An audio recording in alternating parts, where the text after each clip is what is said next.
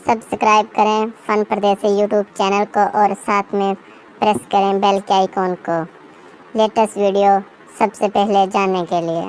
तो हेलो अस्सलाम वालेकुम फ्रेंड। तो आज मेरे पास आया नोकिया 107, उसकी एलसीडी का मसला है, यानी कि एलसीडी चल रही है और एलसीडी की लाइट है वो नहीं आ रही। तो आपने इसको कैसे चेक करना है तो अभी आपको दिखा देता हूँ। यह 1035 यानी कि 10 रैम इसके 1035 और 103 मॉडल है। तो अभी आपको मैं दिखा देता हूँ। अगर आपके पास ओरिजिनल एलसीडी लगी है तो आपने इस एलसीडी को साफ़ कर लेना। अभी आपको जूम करके दिखा देता हूँ। तो ये देखें, आपने एलसीडी के ये पॉइंट होते हैं, ये पॉइंट इन दोनों को ये ओरिजिनल साफ़ कर लेना अच्छी तरह। और फर्स्ट वाले पे ना, जो फर्स्ट वाले पे आपने जंपर करना है, अपने जंपर करके अबे आपने आ जाना है, अपना पोर्ट को साइड चेंज कर देता हूँ। तो ये देखें, ये इसके 2 पॉइंट लगे हुए हैं, ये पॉइंट और ये पॉइंट।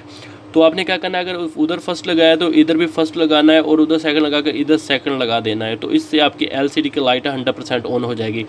तो आपने ये दोनों पॉइंट याद करना है, ये फर्स्ट और ये सेकंड। आपने अभी एलसीडी की आपको तरफ दिखा देता हूँ।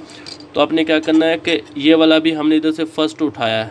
मैंने एक ही वायर लगाई क्योंकि मेरा एक एलसीडी का पानी जाने की वजह से शार्ट हो गया था, इससे मैंने एक ही जंपर करके ठीक किया। तो अभी अगर आपके एक से नहीं हो रहा तो आपने दोनों वायरें जंपर कर लेनी है और एक इधर से एक इधर एक इधर। फर्स्ट वाले को फर्स्ट वाले से ज्वाइंट कर देना है और सेकंड वाले को सेकंड वाले से ज्वाइंट कर देना है। तो इंशाल्लाह ताला आपके जो मोबाइल की एलसीडी की लाइट है वो आना स्टार्ट हो जाएगी।